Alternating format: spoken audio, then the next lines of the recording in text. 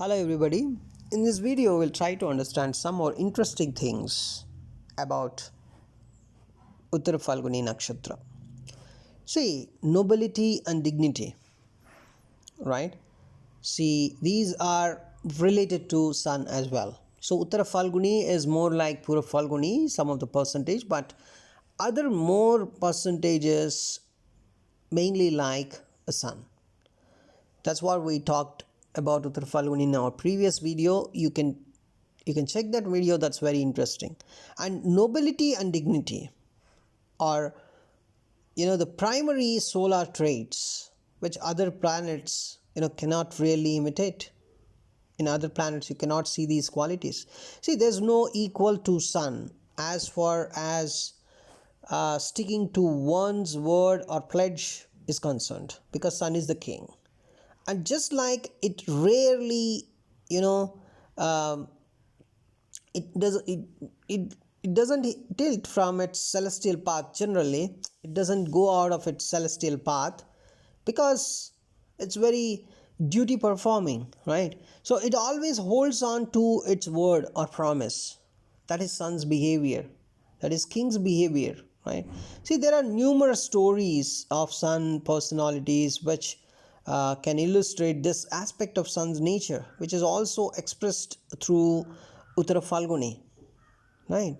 So Uttaraphalguni people, they also do not want to come out. Just they want to hold on to their word, their promise. They're good in that generally, right? So another quality which sets it apart from others is its confidence and self-assuredness. That is Uttaraphalguni. So there are so many good qualities, but at the same time the cruelty and harshness are the negative qualities of Uttaraphalguni. See, sun also has a devious side to it, right, which most astrologers also ignore. It is a master at fraud and lying. And Uttaraphalguni has a lot to do with this part of sun's nature because of its strong connection with the trickiest Mercury, right? Because most of the Uttaraphalguni is in Virgo.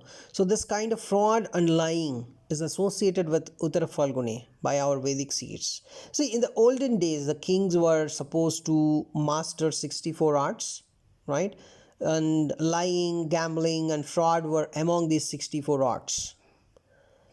However, if you observe, see, it must be noted here one thing, that is, Uttaraphalguni tries to use such tactics for a noble cause, right?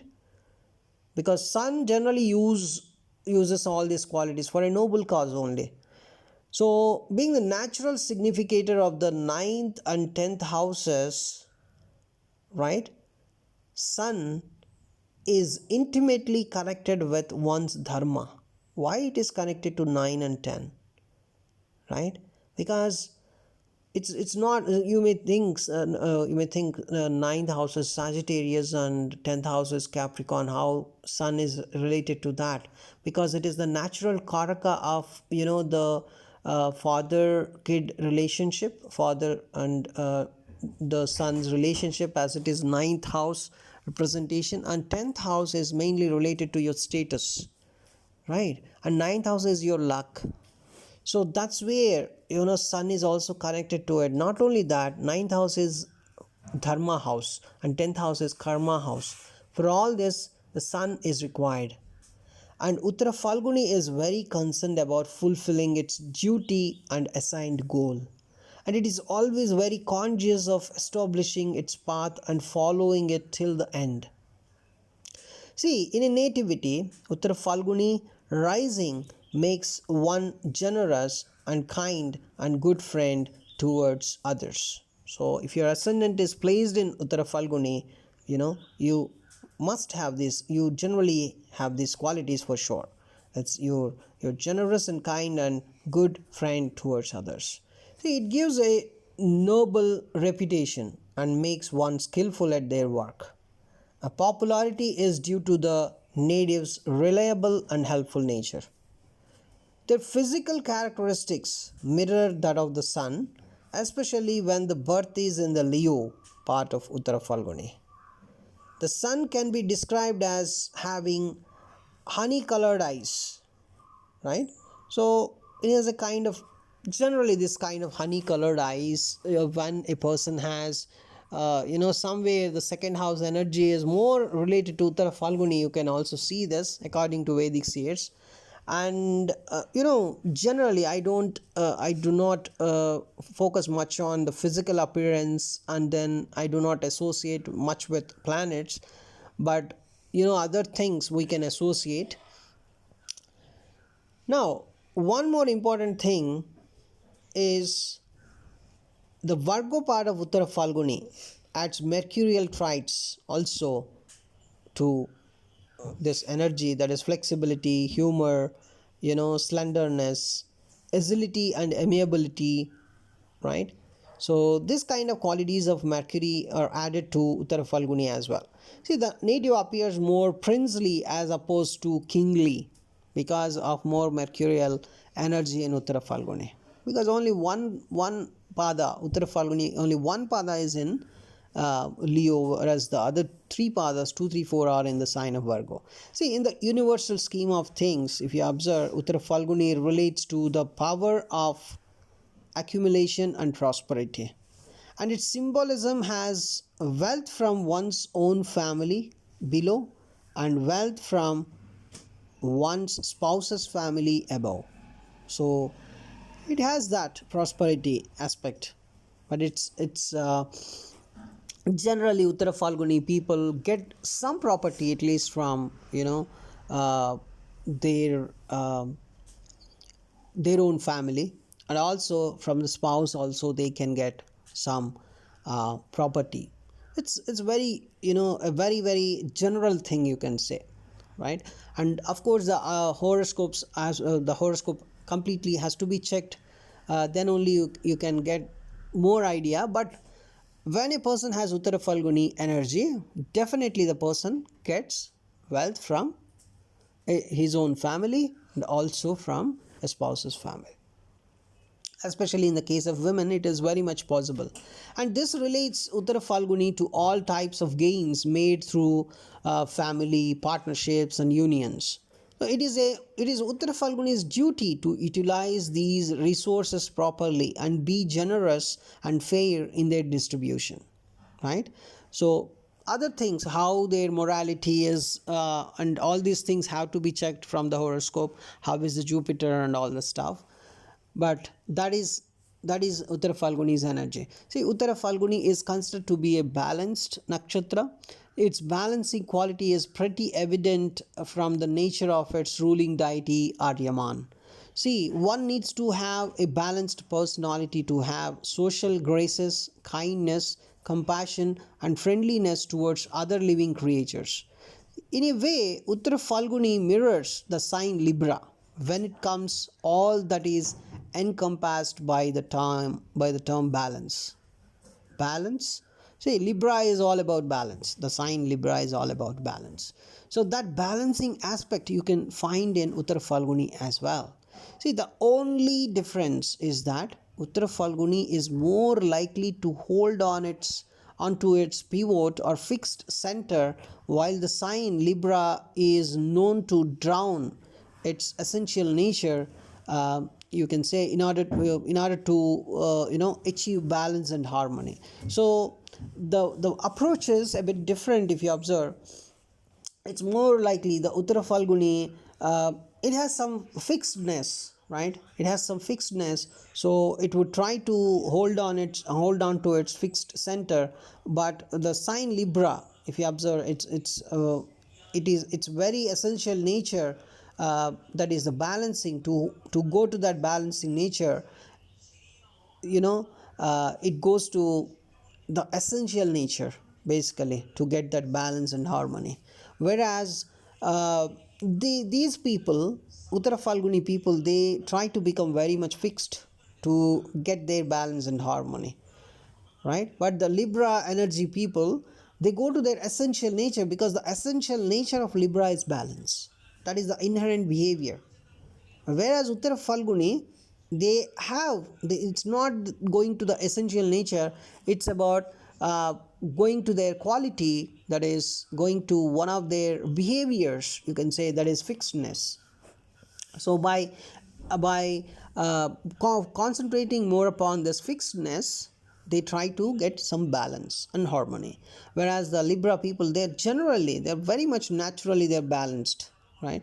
So this nakshatra is treated as a kshatriya nakshatra. It's a warrior nakshatra, and makes one concerned about society and how to direct one's energy towards noble causes. So it also suggests concern for some kind of accomplishment on the material plane.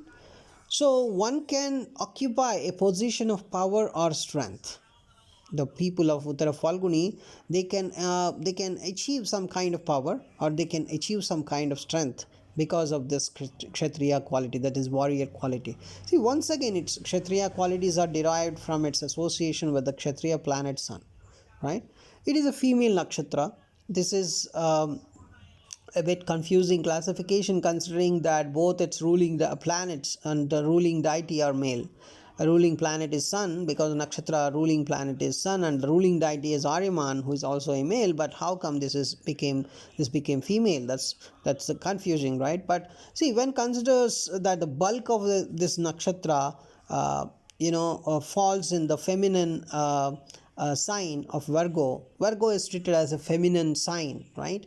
Virgo is even represented as a female personality, right? An unmarried, a very female personality. That's what Virgo. So most of Uttara Falguni is in Virgo, so it's treated as a female. See, one can make some sense of the line of thinking behind this classification this way, right? See, Uttara Falguni, as we have discussed in our previous video as well, is connected to predominantly feminine archetypes like grace, kindness, benevolence, consideration, receptivity, and all this stuff. These are all related to feminine qualities. So it is a female nakshatra basically. And if you see lips, sexual organs, and the left hand are the body parts related to this nakshatra, right? So they are very much, if you observe a Uttara Falguni person, these are very prominent in them. The lips, sexual organs, and left hand, they have some association with this. When you meet a Uttara Falguni person, the person may check your lips first, or the person may check your left hand first, or this kind of. I'm not saying it, I'm not saying it very, very confidently, but in a lighter vein, I want to say this, that these are the qualities of you, because you need to check the whole horoscope for some of the stuff. So these three are the main body parts associated with them. It is a primary Airy Nakshatra. Primarily, it's a Airy Nakshatra. Only reason behind this, you can clearly understand, the major part of this nakshatra lies in the Vata sign of Virgo, right? So you can see Mercury, the ruler of Virgo, right, is also seen as predominantly a Vata planet. So it's a Vata nakshatra. That's an Airy nakshatra because of its association with the Vata planet Mercury. See, we can assume that the part of Uttara Falguni lying within Leo would show some Pitta qualities rather than, that is, some kind of fiery qualities rather than Vata characteristics.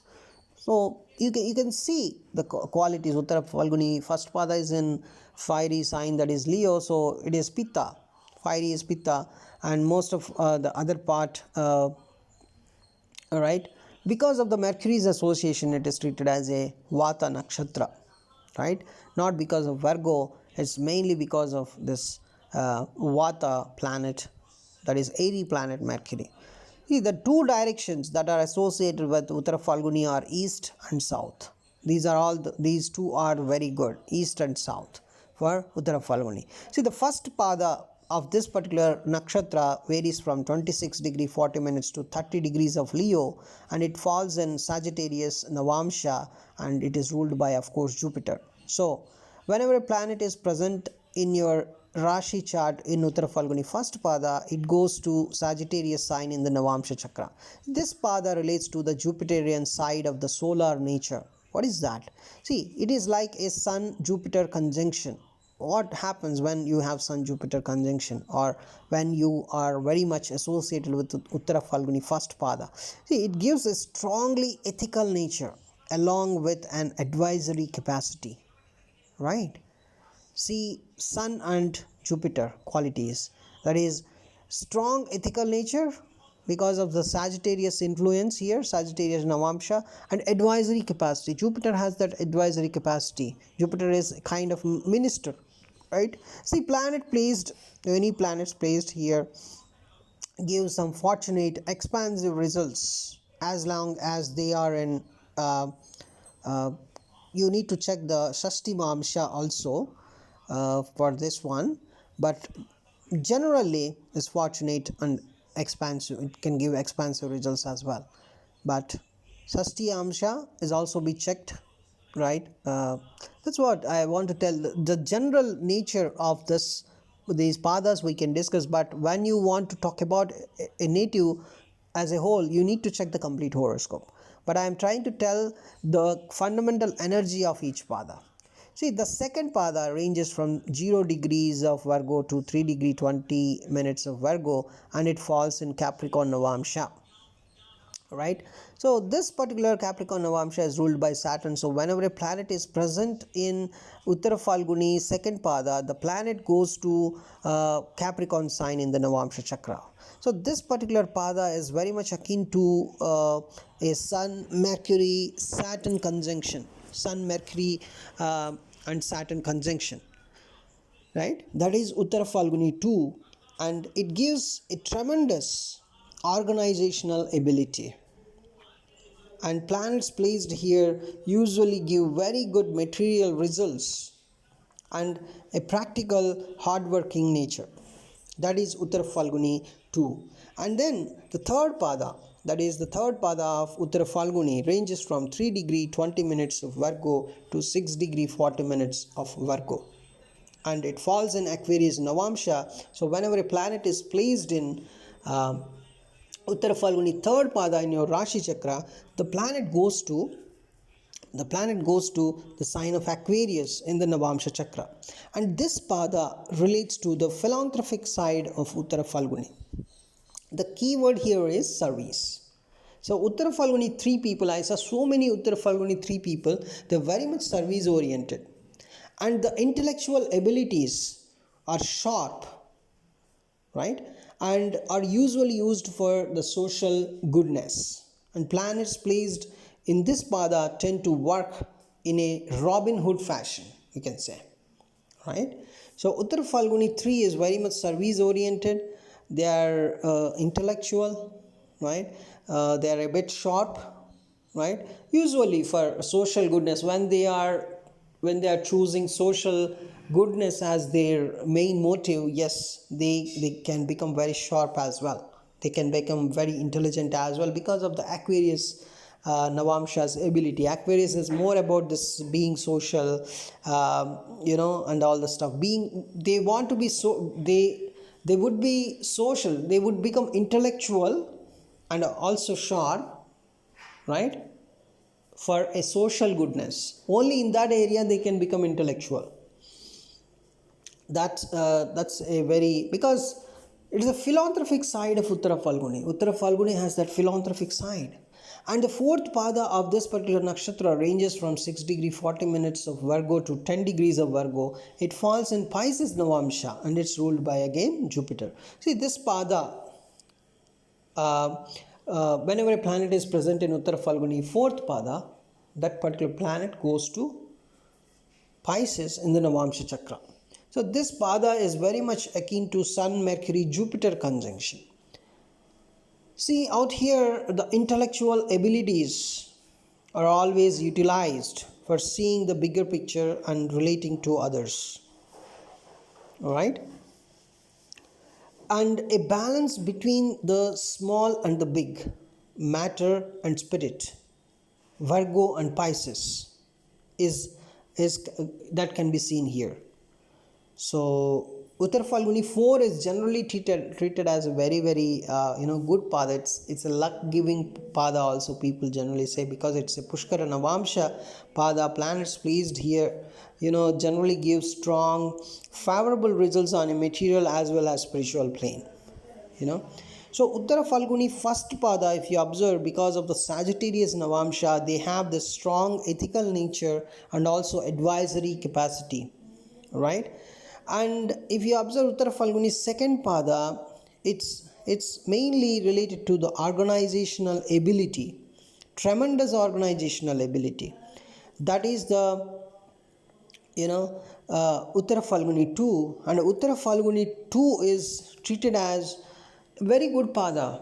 Basically, whenever a planet is placed on Uttaraphalguni 2, it generally gives good results only, good material results especially, and they are very practical and hardworking as well. So Uttaraphalguni 2 is treated as a very good pada, just like Uttaraphalguni 4. Uttaraphalguni 4 is also very good, and Uttaraphalguni third pada, if you observe here, this Uttaraphalguni third pada gives intellectual abilities, right? So planets placed in this pada give some kind of intellectual abilities for a social cause as well, because of the Aquarius Navamsha.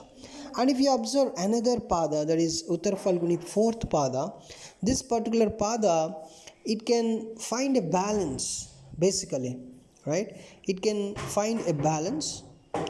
It's more related to spirituality, finding the balance between materialistic energy and spiritual energy, because the Pisces is the sign of spirituality, because it's the natural 12th house, right?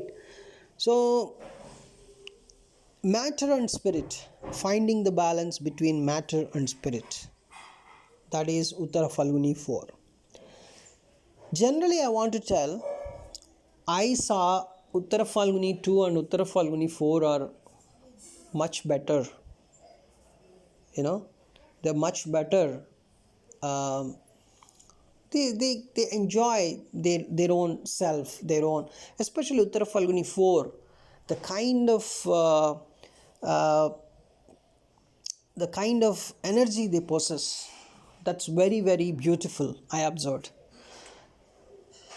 In the modern world, with so many chaos around, with so many problems around, but these people are very self-sufficient. They are very happy, on their own self.